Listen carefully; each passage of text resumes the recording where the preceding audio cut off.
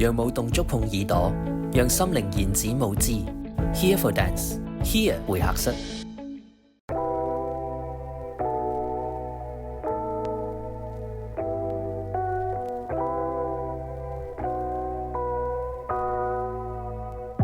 有請 Helen。係我識咗楊雲圖已經超過30年，佢嗰陣時得10幾歲。我一路都好欣賞佢喺藝術成就上，雲圖確實交出咗好非常漂亮嘅成績表。佢以融合中國舞同埋現代舞嘅語彙見稱，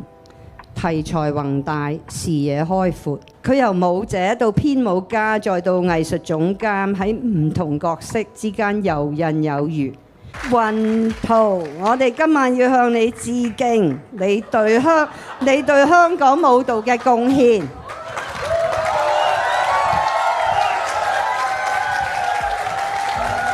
對，我24年前一個人來香港，當年我27歲，沒有想過一直就留下來了。我記得當時來到香港舞蹈團嗰陣時就話啊，香港可能我都係停留一陣就算啦，因為呢度即係啲語言又唔通啊，嗰啲係啦，咁啲即係我一個即係你哋過嚟嘅，都唔知可以停留幾耐咁樣係啦。我記得有咁樣嘅一篇一個訪問咁樣我講嘅，係真嘅，因為我一直都從學跳舞一直都是北京啊、廣州啊到處走，然後比較我相信做我們這一行的都是人走到哪裡就會認識新的朋友、新的那樣，但是沒想到就經過了這麼多年，我今天能夠拿到這個榮譽，我覺得真的是離不開香港舞蹈，當然還有主要指的是香港舞蹈團哈，因為我跟這個團一直從跳舞，然後編舞，然後也給我這個平台，一直到今天。我要向跟我一起共事的每一位同事，包括過去的，包括現在的，非常非常感謝你們。所以當然工作還是要按部就班，但是我覺得我以這個激勵我自己的本身，也激勵每一位香港的舞蹈從業者，這裡的環境尤其是這幾年，我覺得整個的這個變化很快很大面臨很多的挑戰，這個我就不多說了。但是永遠不要放棄，我們為什麼會從事為什麼會熱愛很多時候我覺得真是考驗我們的時候我自己也是這麼勉勵我自己的非常感謝大家，非常感謝舞蹈聯盟 Ellen 每一位。非常漂亮的夜景，非常漂亮的每一位，大家今天晚上真的都非常非常漂亮，謝謝，我會記住今天晚上，謝謝大家。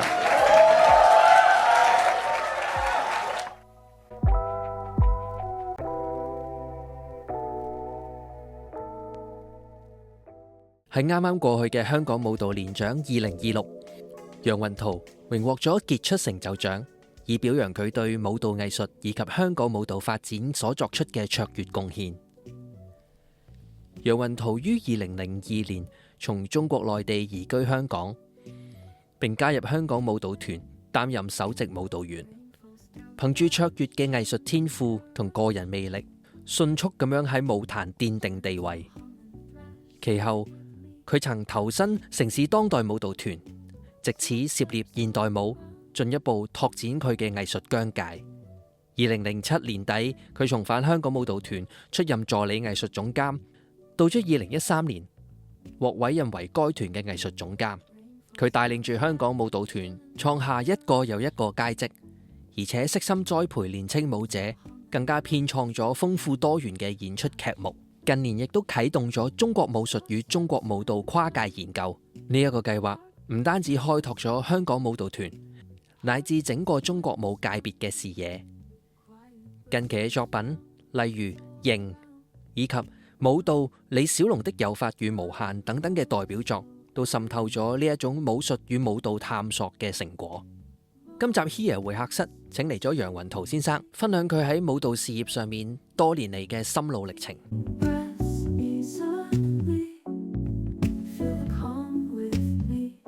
咁咧，我今日非常之開心啊！今日我終於唔使單打獨鬥啦，因為咧我哋今日有一位見習嘅主持人啊，我哋今集開始咧就睇下以後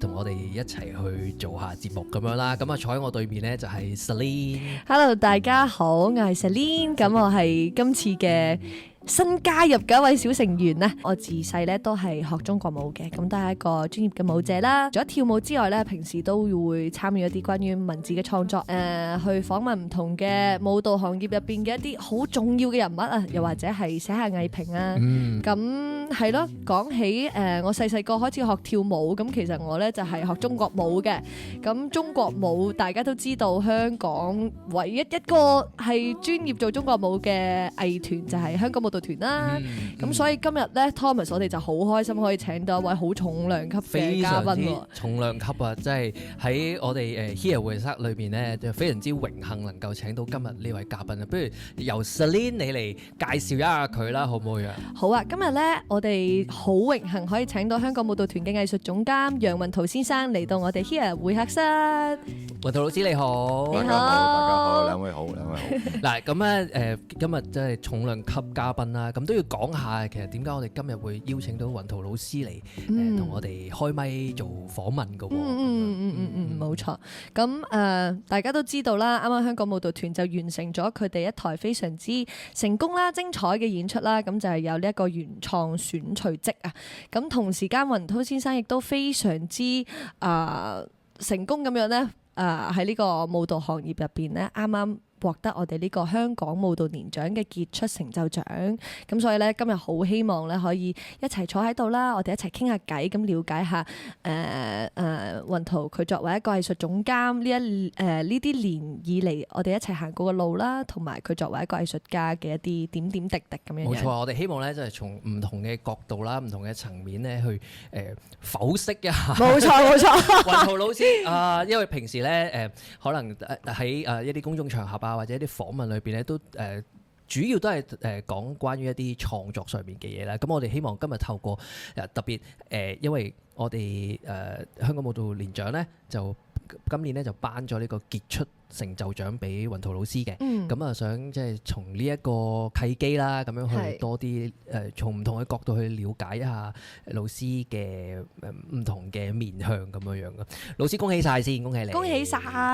多謝舞蹈檸檬。不如你可唔可以分享下，即係你今年可以獲得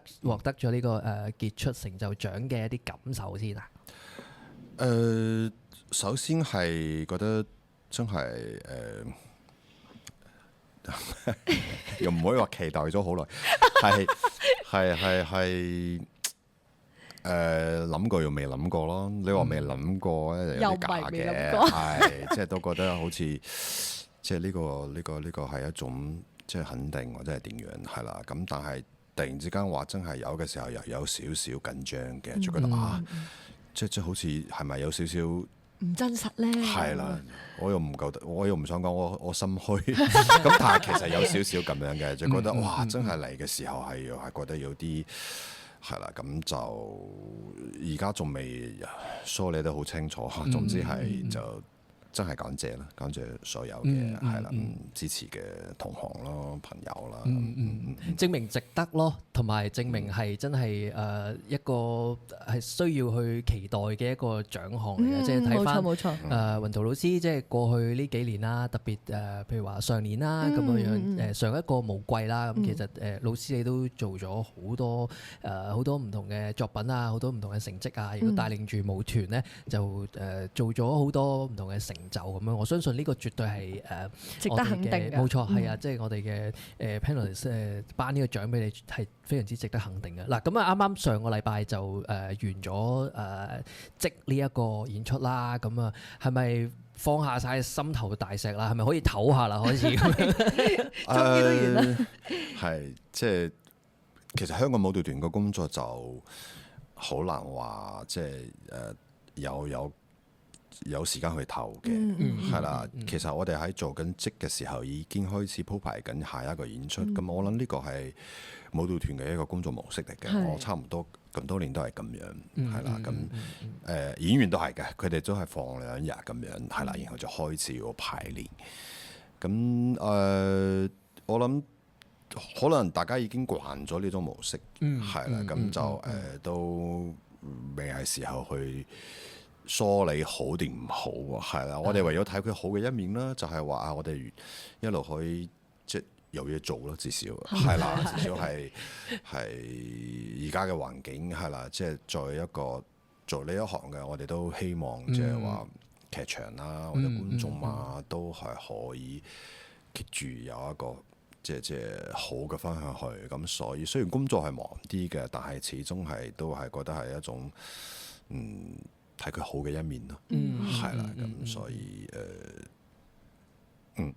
我即係話説咧，我早前啦就出席咗一個講座啊，一個係中國舞嘅賞識嘅講座啊。咁咧嗰一場嘅講座咧就雲圖老師咧就係其中一位講者嘉賓咁樣啦。咁我覺得即係聽老師去分享由佢一開始點樣進行緊進入舞蹈嘅訓練啊，細個咁樣啊，咁跟住點樣慢慢去成為專業舞者啊等等等，然之後咁樣慢慢去帶領一個舞團啊。咁其實咧，我好感受到咧，老師係真係一個好務實、好踏實，亦都好有創作力嘅一位藝術家嚟嘅。因為佢亦都唔會話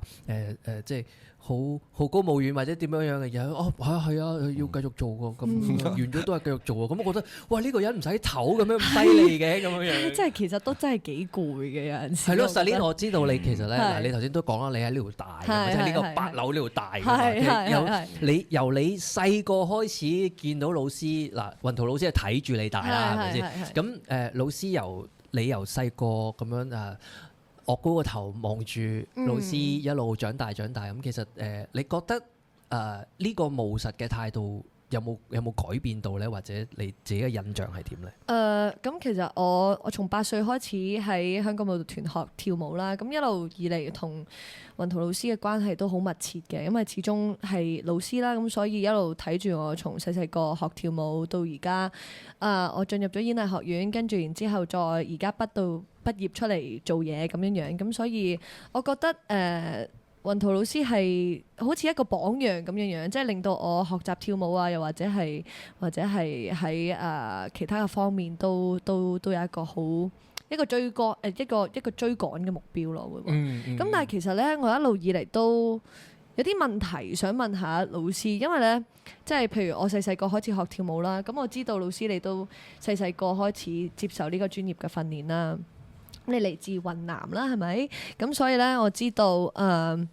我有做咗少少功課先嘅，之前係啦，睇一睇你之前做嘅其他訪問，咁我又睇到，譬如你話細個開始接觸舞蹈嘅時候，係從即係譬如可能一啲民族嘅儀式啊、跳大神啊嗰啲開始，咁我就好想知道啦譬如當初你作為一個喺山上面嘅小朋友，你去參與呢啲儀式嘅時候，到你之後點樣影響到你作為一個譬如舞者，又或者編導對於身體嗰種睇法，又或者喺編創時候嘅一啲類似嘅啟蒙啊，係呢啲咁嘅習慣係serve 咗一個咩嘅角色咧？細個就唔知道跳舞係咩嘅，喺我入所謂嘅專業嘅學校之前，就我係11歲，係啦，咁之前係冇嘅，咁就好似你頭先話齋，但係都見過呢啲，咁嗰陣時就冇聯繫埋一齊嘅，咁所以。喺我細個即係我係少數民族啦，咁即係都見到即係自己嘅家鄉細啊呢啲即係儀式啊，或者係即係咁，所以係唱用心音啊，或者用身體啊，或者係有啲音樂，其實係見過嘅。咁就首先唔知道原來呢啲叫做藝術，即係其實唔明嘅，但係有呢啲場景嘅。咁所以我之後喺學習嘅時候。去到好後期先至將佢哋擺埋一齊，原來係通嘅，原來呢個就係一種所謂嘅我哋嘅藝術，係啦。咁所以我要調翻轉頭對我嚟講，藝術呢件事又唔係話好高高在上，或者係要需要去學嘅。因為你諗下，我印象之中，我嗰啲生活就係咁，係啦，同埋嗰啲都係一啲老人家，一啲即係一啲農村嘅嗰啲。苦語係啦，嗰啲佢哋一定係好難同所謂嘅藝術或者係知識咁樣聯繫埋一齊嘅。係咁所以對我嚟講，原來藝術梗係我哋需要學習或者係需要了解，但係實際上面又冇將佢擺得好高或者係點樣，其實係同你嘅生活同呢個環境係好有關係嘅，係啦。咁頭先你提到嘅嗰啲就係同嗰個社會環境係啦，因為你知少數民族都有好多自己嘅儀式㗎嘛，咁呢個就係同環境啦。咁所以喺我同舞蹈之間，我係好去注重就係話同你自己嘅關係係咩？無論你喺邊度嚇，無論你生活喺城市又好，或者係邊度又好，咁呢個係我自己即係有少少一路都 keep 住冇斷過嘅一種思考咯。咁喺呢個即係呢啲身體記憶底下啦，咁後來你就去咗北京學舞啦，咁啊6年喺一個叫做學院裏邊去學習。咁其實即係呢一種規範化或者格式化嘅一種練習啦，你由田野俾係一個大自然長大嘅小孩子，到走入去一個正規嘅課室裏邊去學習咁樣。咁其實呢一種改變其實對你去思考舞蹈有冇一個點樣嘅轉化或者點樣嘅轉型咧？你初時又慣唔慣嘅咧？其實唔慣嘅，因為所有嘅專業、所有嘅學習其實就係規範啊嘛。咁你呢啲係矛盾點嚟嘅，我覺得係大家都要去思考嘅，永遠係啦。咁藝術到底係要規範定係要釋放咧？係啦。原始咧，定係要一種係啦，咁所以但係學習就一定要規範㗎啦，呢個係我諗我自己都好認同嘅。咁所以自己係唔適應嘅，因為你一比你就死得㗎啦，係啦，永遠有人比你好係一提到規範你就知道自己已經衰咗啦，係啦，咁所以嗰陣時嘅嗰個打擊都幾大下嘅，係啦，就即人就係驚比較啊嘛，係。咁所以，但係反而對我嚟講，又係一種沉澱，係啦。你落咗嚟之後，你覺得好痛苦，係啦。就我成個即係學習嘅嗰個階段係叫做青春期啦，可以咁樣講，係啦，11歲到17歲、18歲咁樣，係一個好 down 嘅一個即係。因為學習舞蹈，我成日講就係話舞蹈其實一開始帶俾我嘅唔係自信啦，係一啲好自卑啊，甚至係一啲性格嘅形成係啦。即係喺我未識跳舞之前，我係好陽光嘅，大家可以想像我細個應該都係一個跑嚟跑去好可愛嘅一個小男孩係啦。但係一接觸到舞蹈之後，就即刻就衰咗啦，係啦，成件事收埋縮埋，係啦，原來呢個世界咁大，原來有咁多自己係做唔到嘅，咁所以呢個係一個舞蹈一開始俾我嘅一種起點啦，就唔係話啟發你自己嘅自信啊，唔係㗎，係練到你好受打擊咁樣，慢慢，係啦，所以我成個學跳舞嘅嗰個係基本上係呢一種大力嘅轉變啦，係啦。但係你係點樣即係咁辛苦啦？即係你話我個陽光唔見咗啦，變咗好暗黑啦。但係你點樣 keep 住呢一種好挫敗，但係又繼續去行呢條路咧？因為其實嗰個我哋叫做 resilient 啦，一個心理嘅韌性啦，喺邊度嚟嘅？即係。你由北京跟住去到廣州，跟住一路係南下嚟到，最尾嚟到香港，有一個大自然去到城市，跟住由北方跟住去到南方呢啲等等呢啲文化上面嘅生活習慣上面嘅差異等等啦。咁其實即係種種嘅挫敗，但係點解你又一路行住呢條路嘅咧？其實我諗嗰個轉捩點應該係我畢咗業之後，我自己好有幸咁樣接觸到modern dance，嗰陣時係1992年，係啦，即係喺廣東現代舞團，廣東有一個現代舞蹈團，係啦，我係好有幸係第一批咁樣。咁嗰陣時就咁都要揾食啦，係好簡單。你學咗呢一行係嘛，冇諗太多嘅，咁樣慢慢下食咯。咁就因為嗰個係一個覺得好似跳現代舞好似幾得意喎，即係未試過啊嘛。因為你跳傳統舞，你已經知道你自己唔掂噶啦。係啦，你成個班入面你係排撈尾幾個，咁啊你不如揾啲轉行啊，好似轉行咁樣咯，轉下現代舞咁樣係啦。咁所以就咁樣入咗嗰個團同埋接觸到，咁所以我覺得嗰個係一個轉捩點，就係話原嚟跳舞唔係淨係學校老師教嗰啲，係啦，嗰個只不過係一部分，係啦。咁大家都知道，即係所謂嘅 contemporary，即係現代舞唔係講緊身體，係講緊你嘅思想要開放咁樣。對我嚟講，就係其實係提供咗一個思考嘅空間咯。係啦，原來舞蹈可以咁樣嘅，原來舞蹈係可以同自己有關係嘅。嗰個舞蹈唔係淨係老師係一個標準，你就要去學。當嗰個標準達唔到嘅時候，你係咪可以去建立自己嘅標準咧？咁所以我喺嗰段時間係慢慢由一個好低嘅低谷，即係慢慢上嚟嘅，係啦。咁所以呢個係一個都幾特別嘅一個經歷咯，喺廣州嘅嗰個工作時間係啦。我反而咧好好奇，因為老師你自己本身係少數民族咧，你係白族咁樣出身啦。咁你一路喺附中，跟住一路去到大學咁樣，一路都係接受一啲好傳統化嘅訓練啦。咁我想知道，譬如你之後去到接觸現代舞嘅時候，其實你會唔會將自己本身民族嘅一啲特色，又或者你自己生活嘅背景，去同現代舞結合嘅咧？應該有嘅，但係我冇咁樣去諗。我反而係即係喺現代舞團工作嗰段時間，我反而咧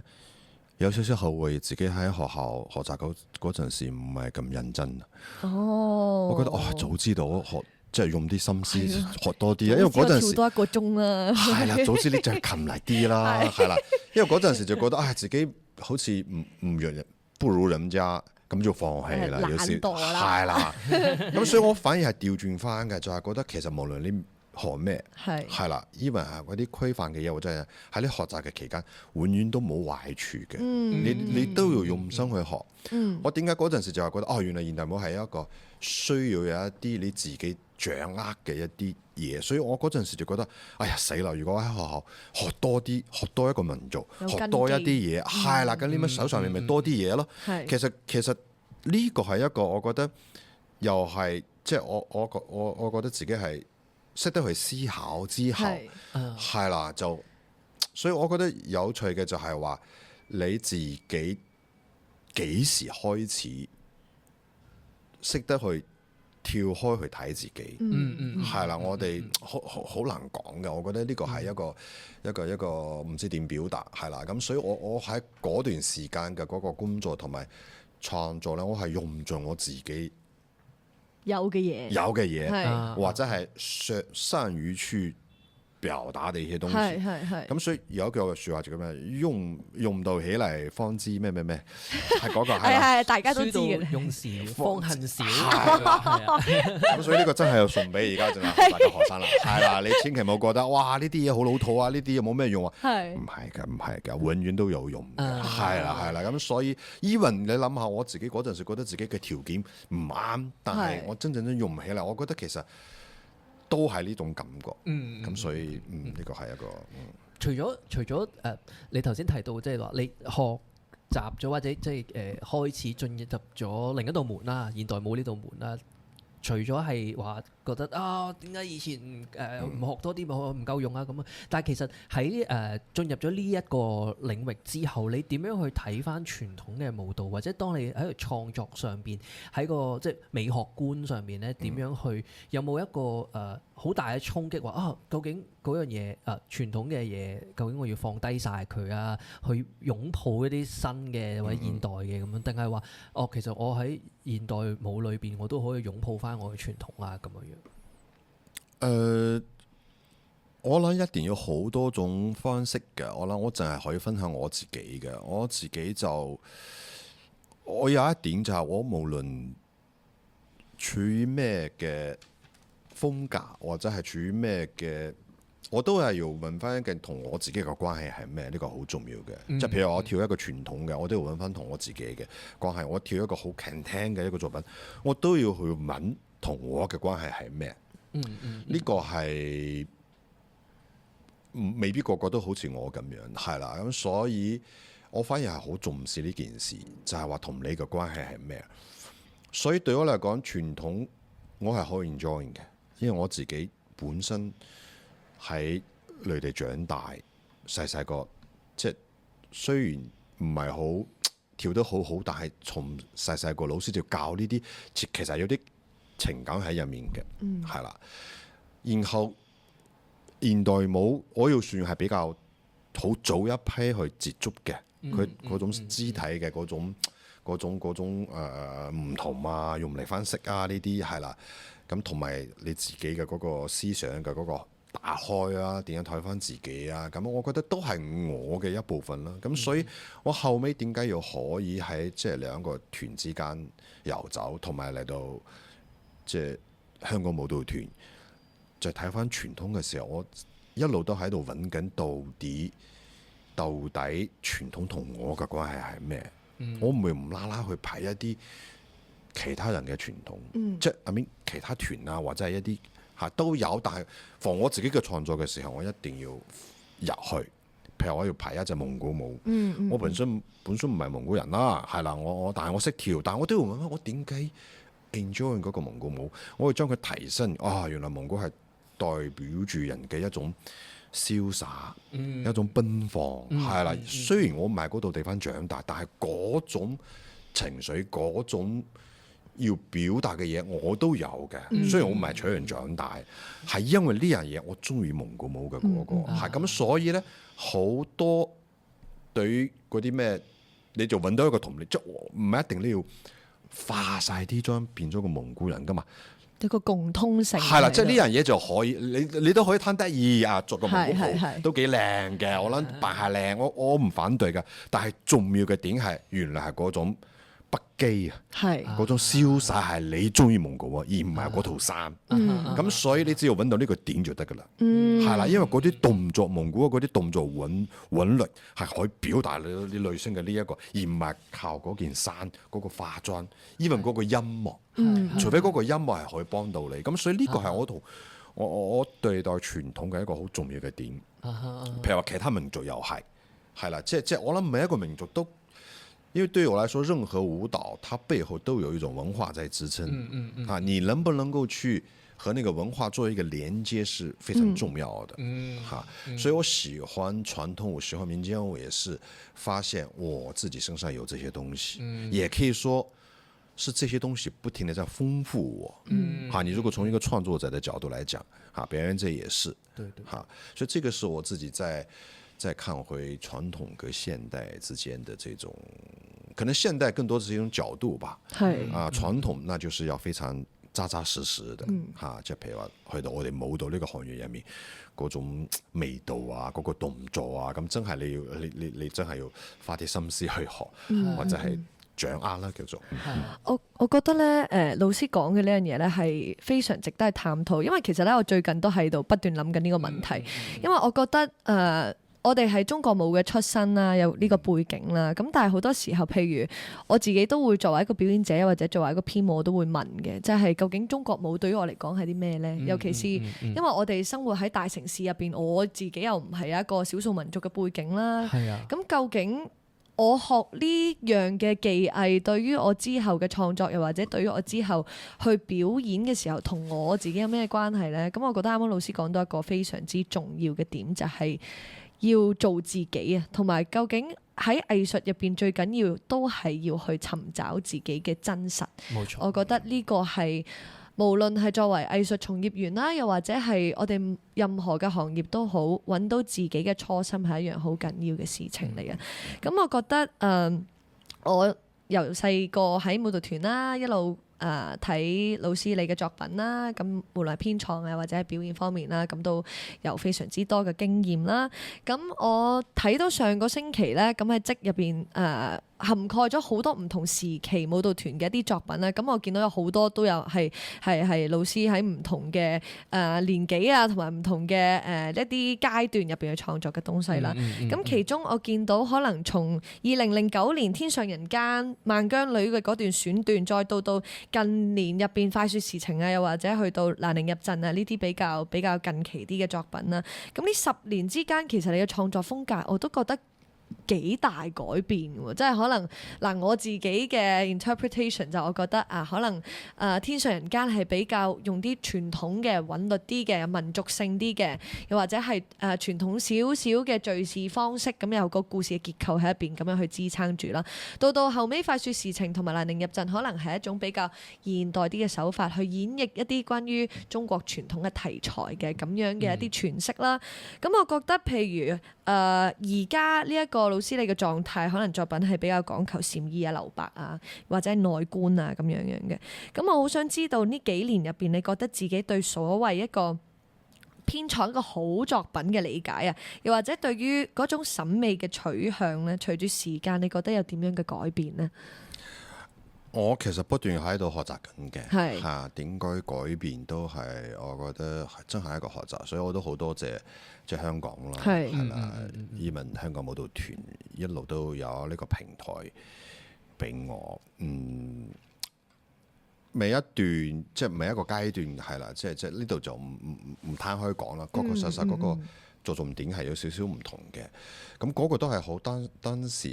時我好真實嘅我係啦，即係好似呢一段就好似講古仔少少呢一段好似又唔講古仔或者點，其實都係一個我喺所謂嘅舞蹈呢件事上面嘅不停嘅一個思考係啦，我諗唯一不變嘅就係話我一路喺度思考到底舞蹈係一件咩回事係啦，到底身體表演成呢啲我成日喺度調轉嚟調轉去喺度諗係啦，跳舞頭先你講嘅中國舞，即係呢啲概念係啦，咁創作呢啲，所以我唯一唔變嘅就係我永遠將佢同自己擺埋一齊係啦，呢個好緊要。最簡單，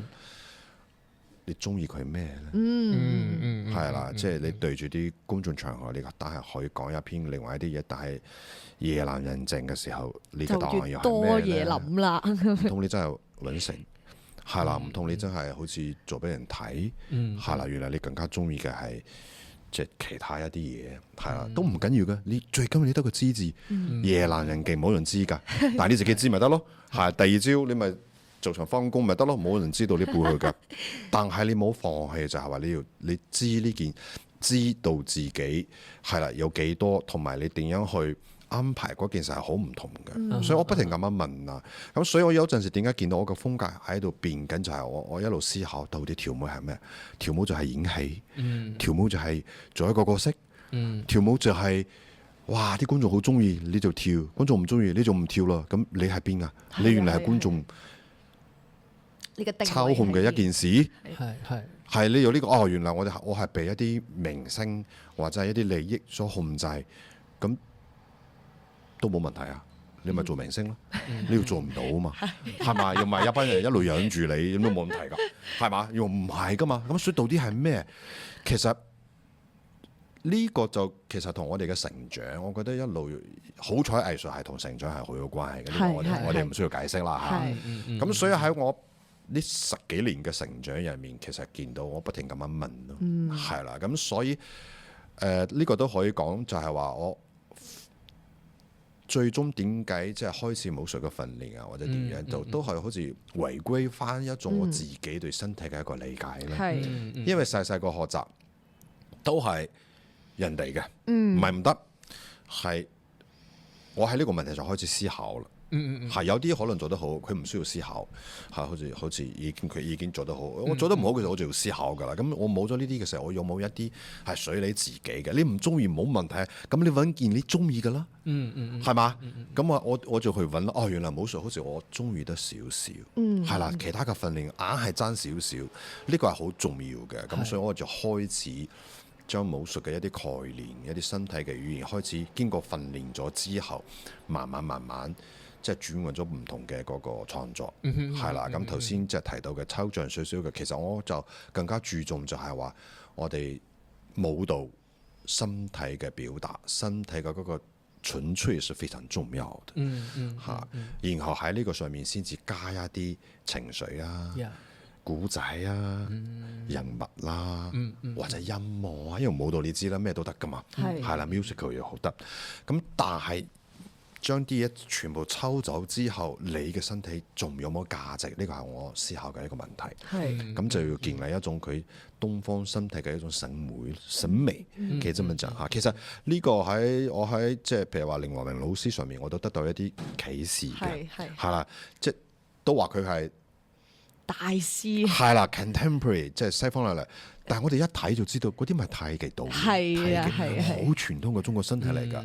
其實佢所以現代舞不是說西方的身體才叫現代，現代舞其實是一種觀念。你在台上好好的打一套太極，耍一套武術，它就是現代。你冇做嗰啲山，用嗰啲咩叮叮鏗鏗嗰種音樂。咁佢就係另外一件事啦，佢就喺度舞龍舞獅噶啦。但係你將佢變一種角度，擺喺一個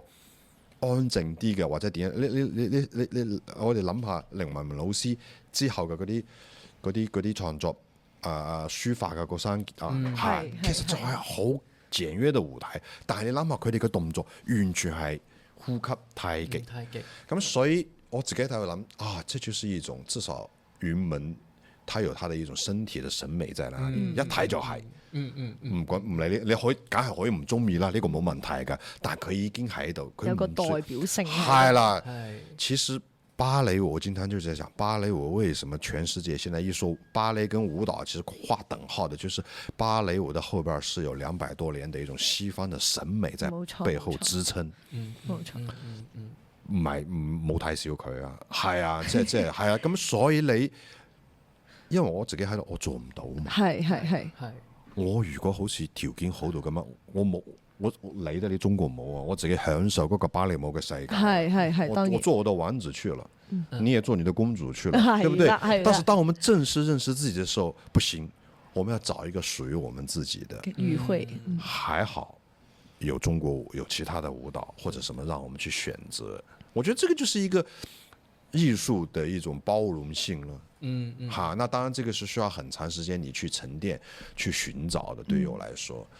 咁所以係啦，即係又唔知達到邊度啦呢個。啱啱老師你講到，譬如話，即係譬如你。而家對於武術或者你幾年前對於武術嗰種同舞蹈之間聯繫同埋嗰種睇法啦，咁其實都係，譬如你講到雲門舞集，講到林懷民老師呢啲，其實都係等於我哋喺舞蹈入邊揾翻屬於我哋東方審美入邊嗰種符號啊！我會話，我哋究竟身體入邊剩翻啲咩呢？或者唔好剩翻啲咩啦？或者係我哋身體有啲咩可以用我哋嘅身體、我哋嘅思維、我哋作為中國人、作為東方思想有嘅一種文化嘅傳遞。去俾觀眾，呢個係我哋可能喺香港做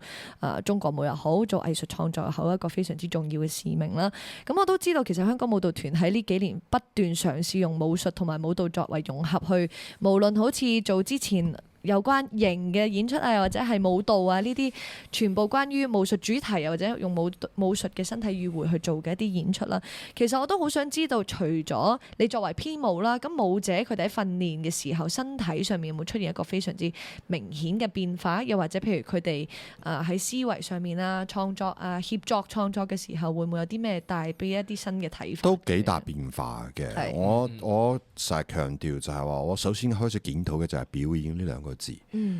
即係英文係 performance， 冇錯，英文仲有一個叫咩 show， 我唔知中文點樣對應呢兩個字，我哋都叫做表演，有冇一個其他嘅表演同表現咯？我覺得係嘛？表演 performance 都可以講表現嘅，不過如果 performing 咧就係即係表演，但係我哋都係好似即係一律劃為表演咁樣樣，但係好似喺英文上面我就覺得係分別得好清楚㗎。我唔係喺度 show 俾你啊，我係一個 performance。show 係展示應該係咪？係啦，咁所以其實喺我哋有陣時，尤其係中國舞，因為一啲傳統嘅古典嘅，譬如芭蕾舞都係對我嚟講就係 show。show 身成係啦，你係一個技巧係啦，技巧或者你係一個形象show 係啦，咁就係同即係所以我就覺得，我哋除非你要料到，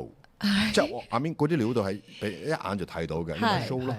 我嘅靚係咪？我 show 俾你啊！唔靚嘅時候點算咧？係你要揾翻啲嘢啦。我喺表演上面，我最着眼嘅着緊嘅就係兩個字，就係真實。真實係啦，梗係啦，冇絕對嘅真實呢個世界係啦。咁但係點樣盡量靠近呢個真實係我一路喺表演上面我想追求嘅一件事。係嗰種真實係首先我哋要問一個問題，就係話，我覺得你做俾我睇嘅時候呢，未必係一個你嘅真實，因為你做嘅一樣嘢俾我嘛。我希望睇到嘅係一個真實嘅你，係啦。咁呢樣嘢就同紅館嘅演出就拉開咗距離㗎啦。冇錯，紅館就係話，我就係要娛樂見到嗰個明星，係我唔想見到你嘅樣，你私底下千祈冇俾我睇到。啲明星都好自覺，絕對唔俾真實嘅俾佢睇。係咁所以喺表演藝術，我哋加藝術呢兩個字嘅時候，我就覺得呢樣嘢好重要。係不然呢，你就去紅館啦。係啦，你做到嗰個商業嘅嗰種就好好啦，做得好好，嗰啲 show 係咪 show 好好睇，睇 show 係嘛？但係喺舞台喺劇場呢，我就覺得要去思考。你要將你真實嘅你擺出嚟，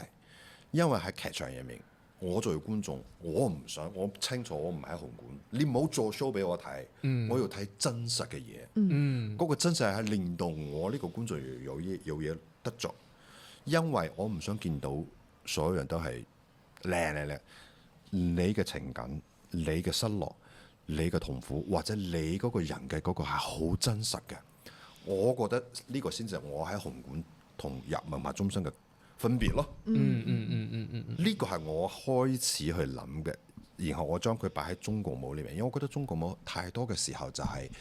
觀眾太過在乎嗰啲靚嘅衫啦、燈啊、靚嘅畫面係啦，形式冇問題㗎，冇問題㗎。但係我哋可唔可以冇放棄？係係因為不然的話，你永遠停留喺個階段。係啦，永遠會被紅館、拉斯維加斯所取代，或者是那種歌舞啊會所取代，係嘛？你中國舞係咁，所以我覺得武術係比較一個好，因為武術佢雖然大家都覺得出嚟撒下功夫，但係大家要諗下，武術作為一種身體，佢係絕對唔係表演嚟嘅。佢一表演佢就死得㗎啦。即係我哋去翻去最初，所以點解我哋有陣時而家，尤其係我個人好中意睇武術，就係佢唔係表演，佢好專注。因為佢一唔專注，佢就死得㗎啦。係如果兩個人對決嘅時候，我嘅扎馬，我嘅出拳嗰一下嗰個速度，所以我就明白㗎啦。原嚟最好睇嘅表演係你唔表演嘅時候。咁點樣達到一種既唔係表演又表演呢？我覺得首先要訓練，你要專注。因為武術嘅訓練就一定要專注，係啦，你冇喺出邊要照下鏡啊嗰啲冇嘅，你真係去諗，係啦。好彩我哋傳統嘅太極啊，好多所有身體嘅韻律咧，係好強調我哋向內嘅，呢個要從我哋東方嘅哲學又構埋一齊。所以你安靜，點解我哋有陣時學條朝鮮舞係零舍唔同啲嘅？因為呢個民族。就係強調係喺入面嘅，佢一開始咁呢個可能扯遠咗少少，但係我哋學唔同民族嘅時候，我唔知，我同好多都分享過，哇！朝鮮舞好靚，但係好難跳，真係最難跳啊！係啦，咁所以佢就係一個向內嘅，同呢啲有關係。咁所以我覺得香港舞蹈團嘅舞者經歷過嗰個武術嘅訓練之後咧，佢哋至少我喺台上面睇佢哋咧，佢哋淡定咗好多。係佢哋唔會話要表演俾觀，唔係佢哋企喺度唔喐都好穩陣啊！喐起嚟都係好 underground 嗰件事。咁所以呢個係至少我作為藝術總監，我真係我要嘅嘢咯。我要嘅，無論你係咪，even你跳其他嘅動作，跳其他嘅舞蹈，你企出嚟，你明白。唔係淨係 show 俾觀眾嘅，你都係同你自己嘅一個對話，係啦。咁呢樣嘢，我覺得係最好睇嘅、最真實嘅。只有這樣，才能夠跟所謂的那種 show off 的表演拉開一個距離。要不然我們就沒有存在的價值啦。你人又唔夠人哋靚，衫又唔夠人哋好睇，冇錯你憑咩企喺度啊？冇錯，我係憑我自己嘅嗰個，我 feel 到有一啲嘢，我真係好專注呢樣嘢。點解要睇 live？因為我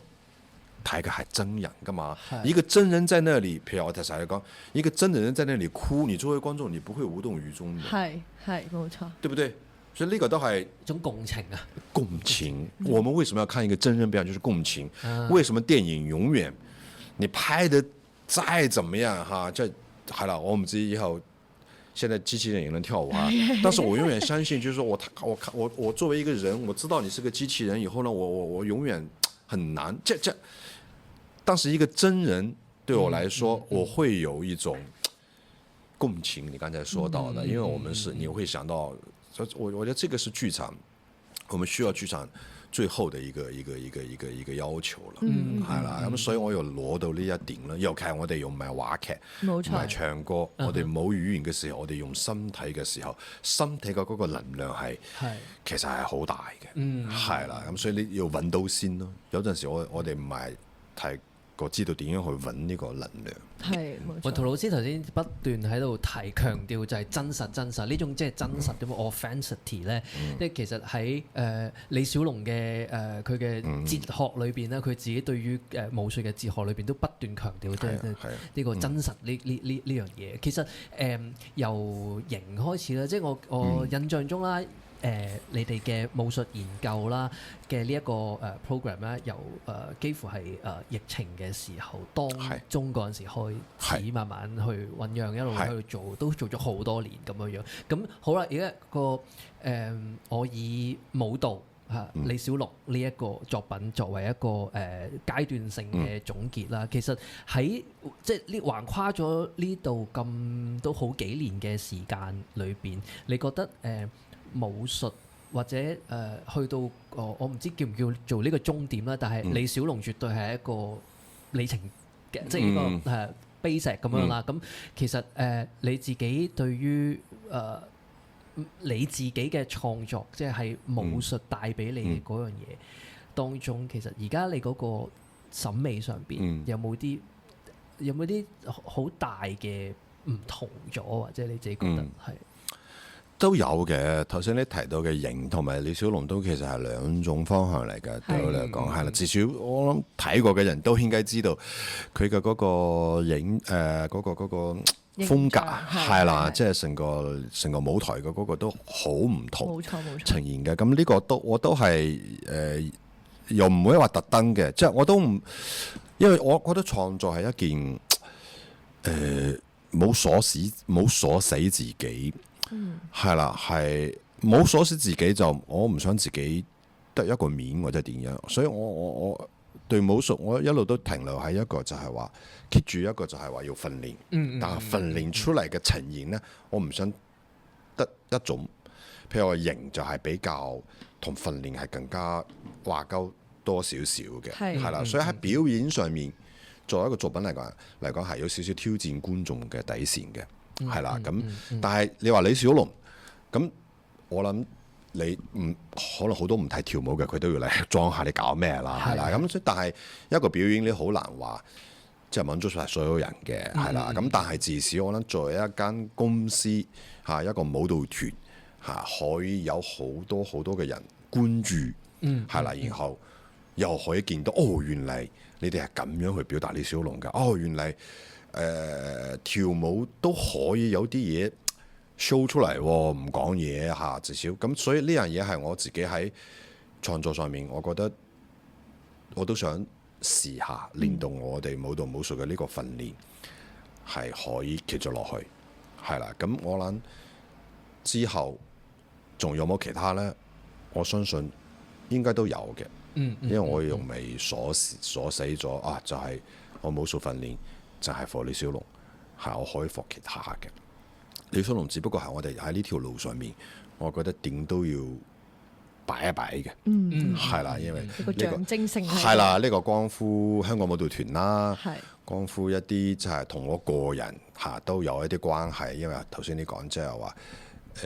了解咗佢之後，其實佢嘅呢一種對武術嘅呢一種理念，其實係同我哋跳舞嘅，我頭先都講咗都幾 match 嘅，係都係一個揾自己、係真實。夠啦，呢兩點已經係啦 Yeah.。咁點解唔去用佢嘅叫做咩理念去表達？作為一個作品去向佢致敬啦。即係呢個都係我做呢個作品嘅對自己講嘅説話，係啦。咁大家覺得哇，你梗係啦，做呢個你識唔識佢啊？我又唔夠膽我識佢，但係就係正係我係相信佢嘅理念啊嘛。然後我係第一個用佢嘅理念試住去做一啲嘢啊嘛。成唔成功，梗係我話唔到事啦。但係我覺得我係嘗試對得住佢㗎，係係啦。係佢半夜嚟揾我，我都可以咁樣答佢，係啦，我信晒你㗎，係啦，師傅，你講嗰啲嘢係啦，我就係用呢樣嘢啦，同埋你係啟發咗我一個跳舞嘅人，係嘛？佢都係相信係啟發所有人㗎嘛，其實佢係將武術係提升到另一個 level 㗎嘛，講少少啊，佢唔係就係講打打殺殺啊嘛，係啦，咁所以呢樣嘢我覺得係一個我做呢個作品嘅一個好重要嘅一個出發點，係啦，咁我係向佢致敬，係啦。我都相信龍哥都會開心嘅，樂見嘅，因為本身阿龍哥都自己都係中意跳舞，自己都係跳舞嘅，係啊。好，咁我哋提到咧，啱啱老師講到李小龍咧，其實都係一個非常之偉大嘅一個精神領袖啊。咁講到領袖呢樣嘢，咁其實老師你自己都係一個領袖嚟嘅喎，係咪？咁咧，你帶領香港舞蹈團係啦，呢10幾年入邊，咁今年舞團又成立45週年啦，咁然之後同時你又啱啱獲得傑出成就獎啦，咁呢一啲唔同嘅大大小小嘅事情，令到今年都非常之豐富啊！你會點樣去形容你最近嘅狀態呢？咁同時間作為一名舞者啊、藝術總監啊 ，even 可能你作為一個爸爸，你會點樣構想屬於自己嘅未來呢？考起咗添，你問個問題好大喎，即係構思自己嘅未來，我諗生活一定會繼續噶啦，係當然，我都相信即係做得我哋呢一行，我覺得真係唔係話一定要點樣，我覺得因為做藝術係一個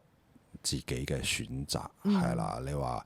我好幸運喺一間公司嚇，頭先你話領袖有嚇親我，係絕對唔係，我係一個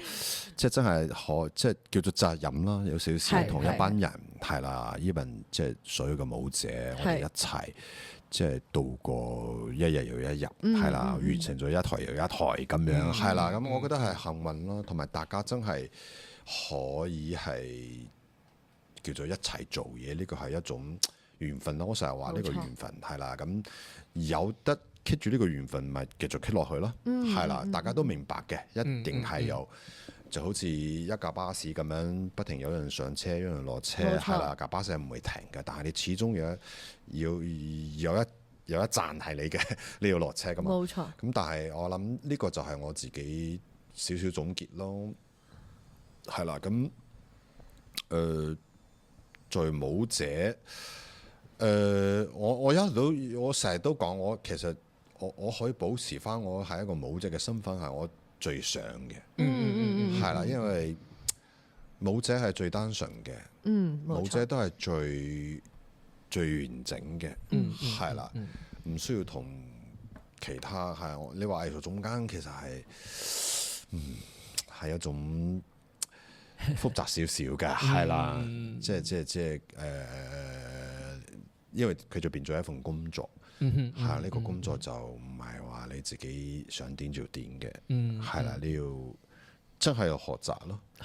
係啦，舞者就表面上好唔自由，但係實際上係好自由嘅，係冇咁多嘢諗，同埋唔需要諗啊，係音樂一響就係你自己嘅世界，冇錯，係啦，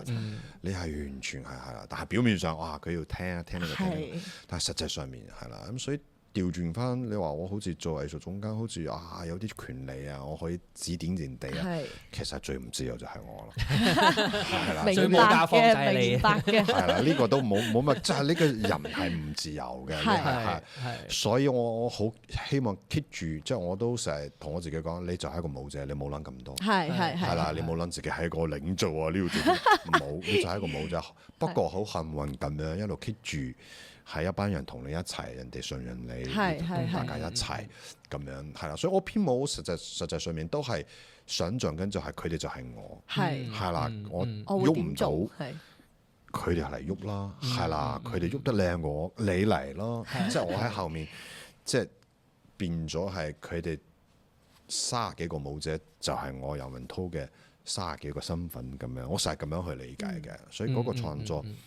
係一種分享咯，就唔係話我教你跳舞，唔係嘅，而家嘅舞者好犀利嘅身體啊，同埋呢度啊，咁所以我同佢哋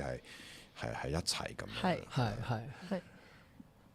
爸爸係咪仲有？係啊，其實頭先有提到啦，即係嗱，翻到公司就30幾位 dancer，翻到屋企就對住自己嘅細路仔、細路女咁樣，咁其實都係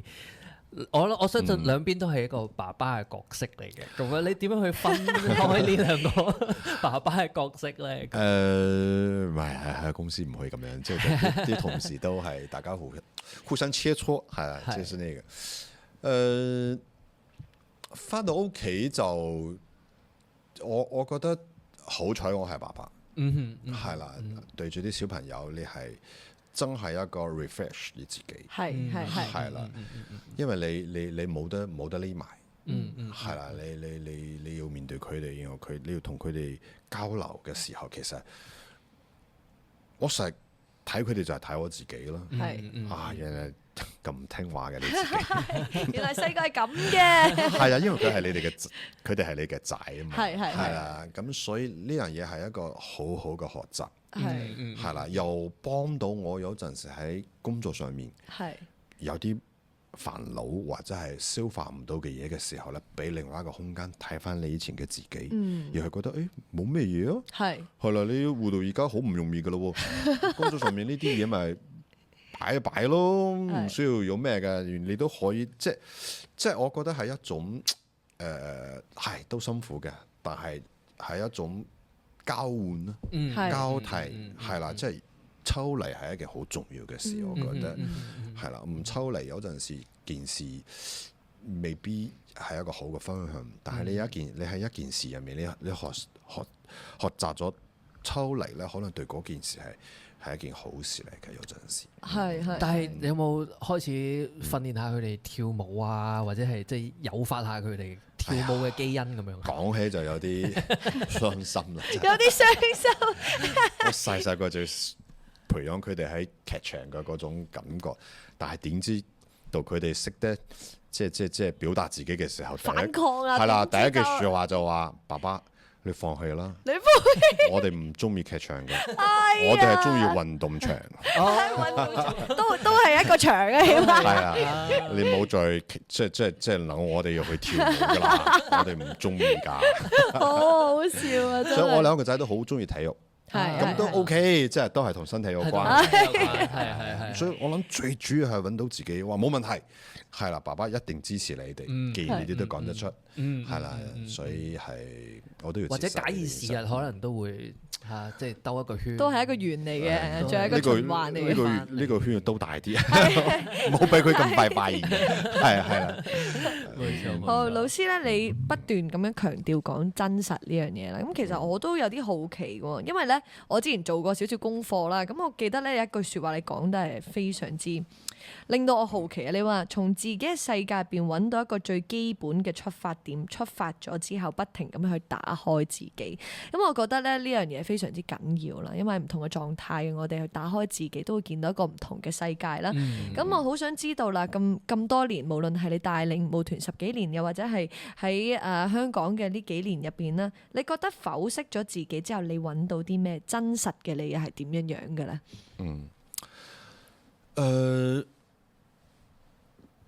我覺得我梗係唔會話而家呢個年紀去定自己係咩嘢啦。當然係啦，雖然都差唔多，好似係時候嘅。不過我覺得可能永遠嘅變化就係一種恒常啦。我就係可以咁樣講，就係啦。我覺得係在我哋呢一行，我覺得翻去最終，尤其係做創作或者係，其實係真係我一路都強調係同自己有關係嘅。冇錯。係啦，咁嗰個自己又係一個不斷變化嘅自己啦。所以我即係我諗，我哋每一個人都有呢一種狀態，就係話自己同自己講嘢。係呢個係最簡單嘅，係啦。咁所以我覺得自我對話同埋自我去發現係一個可能人呢一生係啦，其實我哋都計到噶嘛，有幾多日係啦嘅一個好得意嘅一件事，係啦，永遠都做唔完嘅，係啦。咁我覺得係因為你如果知道自己係邊一個嘅時候，其實係都好冇癮嘅，係啦，你少咗啲好奇心，係啦。譬如話你覺得自己好，你又覺得好壞啊，自己有冇咁好啊？好彩我都可以繼續揾下，覺得自己好衰，你都可以嗰個唔一定係我，我都會繼續去揾，我都有另外一面嘅。咁所以無論好定唔好，我覺得都係一個過程之中，係啦。同埋我覺得視乎你企喺邊個位置，如果你企喺一個生命嘅意義嘅位置嘅話呢，不斷去發現，不斷去經歷，係一個最好嘅答案咯。係啦，即係你點解擁有呢個生命感恩之外，賦予你呢一個生命嘅旅程，你用佢嚟做咩呢？最有着數嘅呢，可能就係不斷咁樣去經歷、去體驗，係啦，然後用問自己，揾翻自己，豐富自己，作為一個穿喺呢個中間嘅嗰條最主要嘅線索，然後去經歷每一件事，唔係我覺得就係一個比較完整嘅一個，好似，因為你好難講係要做到邊樣先至唔後悔啊，做完咩你好難講嘅，你係啦，做我哋呢一行，你活着能夠有感覺然後能夠感覺到一種存在然後快樂也好，不快樂也好，幸福也好，其實都是一種經歷所以我是這麼去看這件事情。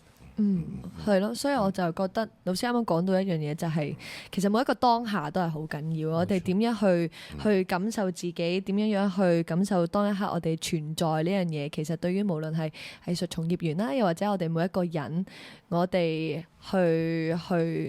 去感知自己身體同埋感知自己思維，呢一個都係一個非常之重大嘅課題啊。冇錯，係咧，咁樣咧。今日我哋都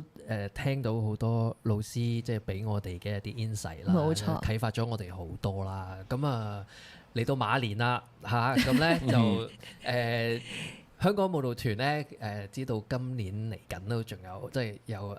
好多唔同嘅新嘅計劃或者新嘅發展嘅方向啦。其中一樣嘢可能就係譬如話你哋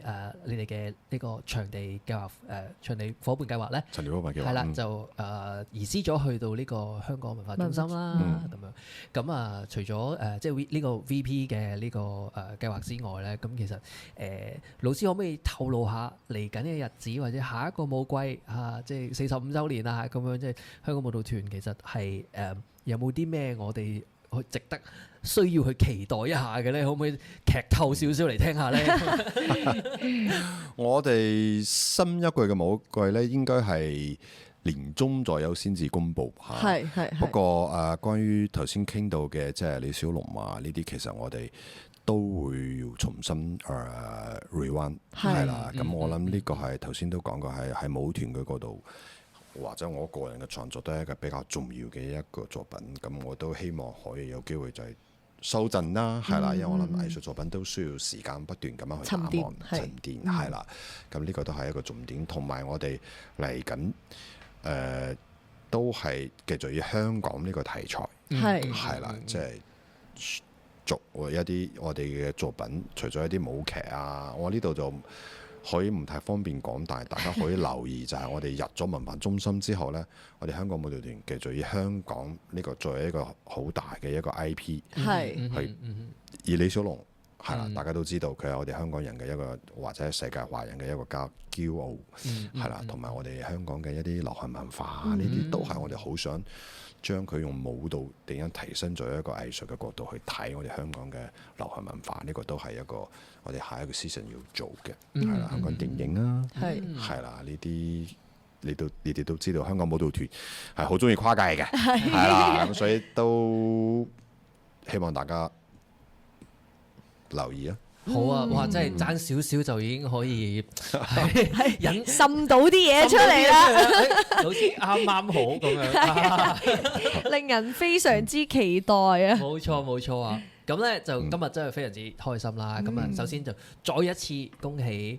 楊雲圖老師咧，就獲得咗今屆我哋香港舞蹈年獎嘅傑出成就獎啦。咁我哋香港舞蹈年獎嘅頒獎典禮咧，就將於呢個4月20號啊，就會喺呢個 Mondrian 嘅酒店嗰度就會舉行嘅。咁啊，大家密切留意啦，密切期待啦。咁如果係冇參加唔到現場嘅朋友咧，我哋當晚咧，亦都會有呢個係 YouTube 嘅直播咧，咁樣大家都可以睇到我哋呢一個城市咁樣嘅，亦都可以喺 YouTube 見到目擊楊雲圖老師嘅風采啊，頒獎攞獎嘅時候嘅一啲風采啊，或者我哋年獎嘅頒獎典禮上邊嘅一啲精彩嘅環節咁樣啦。好啦，咁啊今日Here 會客室咧就係非常之豐富嘅內容啊。Celine 有咩感受啊？我今日非常之獲益良多啦，梗係會見翻我兒時偶像，同佢長談一番，係啦，而家都仲係繼續係偶像嘅，而家都係偶像，冇錯。我覺得都俾到我作為一個藝術者啊，藝術工作者或者係即係作為普通傾偈咁，其實都真係有好多嘢可以拎走，好多嘢袋落袋。冇錯，係啊，非常之豐富，要慢慢去反思思考一下咁樣。多謝楊雲圖老師。多謝你，多謝老師，多謝兩位，多謝兩位，多謝，拜拜，拜拜。